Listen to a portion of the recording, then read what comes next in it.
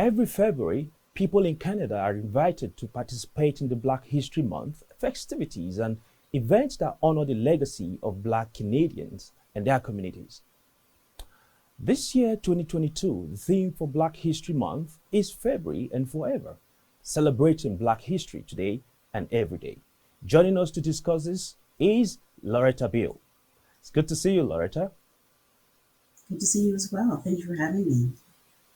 Awesome. So, Loretta, can you tell our viewers a little bit about yourself? Sure. My name is Loretta Beals, as you said. I am a proud African Nova Scotian from the community of Cherrybrook. I work for the province as a senior consultant for equity, diversity, and inclusion. And I'm married. I have one child, a daughter who is 21, attending St. Mary's University. So, as an African Nova Scotian, what would you say is the significance of the Black History Month?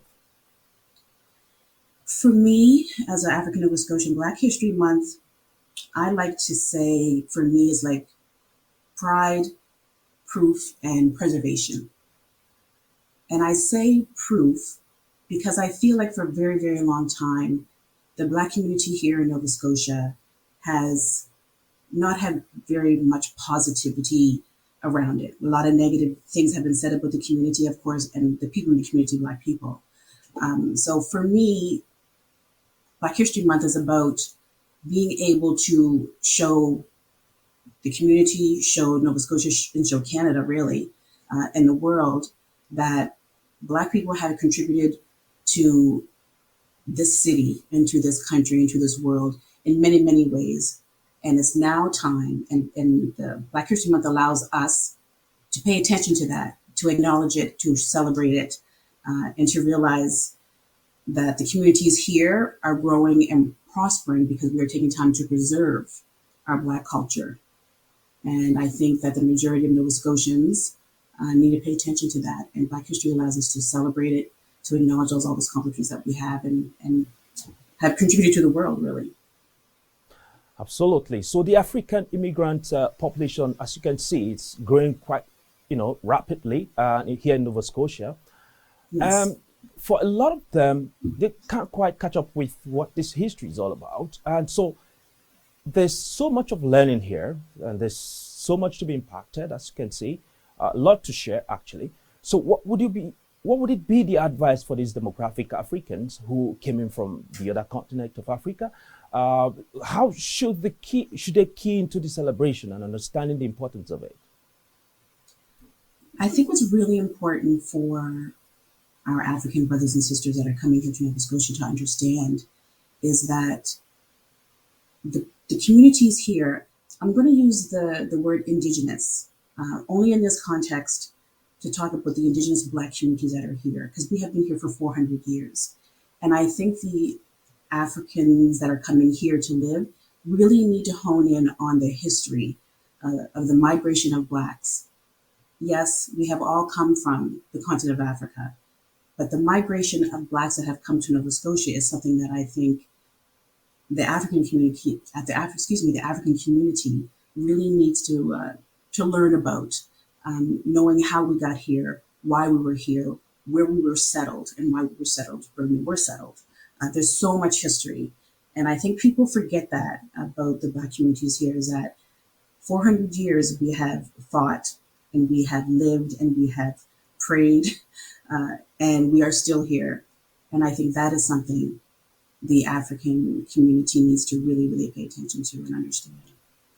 Obviously, that's a very long time, and people need to know more about this. So just tell me, what does the future look like in terms of the collective growth for African, Nova Scotians in the face of all the challenges that we see? I can tell you that I believe the future is very bright. And the reason I say this is because I have seen many, many times our young people, when they got their education, they often left, went to the big city, Toronto. You'll find a very big African Nova Scotian community in Toronto, because that's where a lot of young people go to work. But I will say here and now that change has really, really presented itself.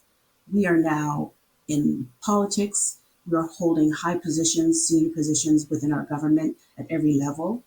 And we have, even an NBA player. It's great things that are happening. And when young people can see themselves in all of these different facets in the world, that brightness and that willingness to stay and grow and continue to make our community stronger. Because as a youth, I can tell you, I did not want to be here. But now, with all the growth and all the education that people are getting, young people are starting to realize how important education is and to keep these skills here at home. They can see opportunities. Government is now supporting, anti-Black racism policies and policies that are being renewed and revamped. We're now being heard. And it's good to know that what our ancestors have done and fought for years and years and years ago is now coming to pass, that it's not in vain. And I think that with the collective of the Black communities here, that's what's happening. Our voices are really being heard now at every level of government. And when we see that happening and we see our youth starting to pay attention to that and staying here and getting into different careers, that growth and that brightness is always going to be something that's going to keep our community stronger. So I'm quite hopeful, very, very hopeful. And I'm also positive with all that you've said. So, but what will be your final word for our viewers? For your viewers this evening, if you have an opportunity to come here and live here, we are very welcoming. And even though we have, our African Nova Scotian communities and our African community, there's power in numbers. And I think there's more commonality with our African brothers and sisters than we know. I think there's a respect that needs to be had for the Indigenous Blacks that have been here and have fought and created this land. And pay attention to the celebrations and the histories. Take time out to attend an event, a panel discussion, or pick up a book from a local author. Really get to know the Black communities here in Nova Scotia. That's beautiful. Well, we will have to leave it here for today. Thank you so much for your time and hopefully indeed we will have this opportunity again to talk with you some more. Thank you. I would look very forward to it. Thank you so much. Take care. That was Loretta Beals sharing her views on Black History Month. If you haven't done so, please subscribe to the channel and get to know when we upload new episodes.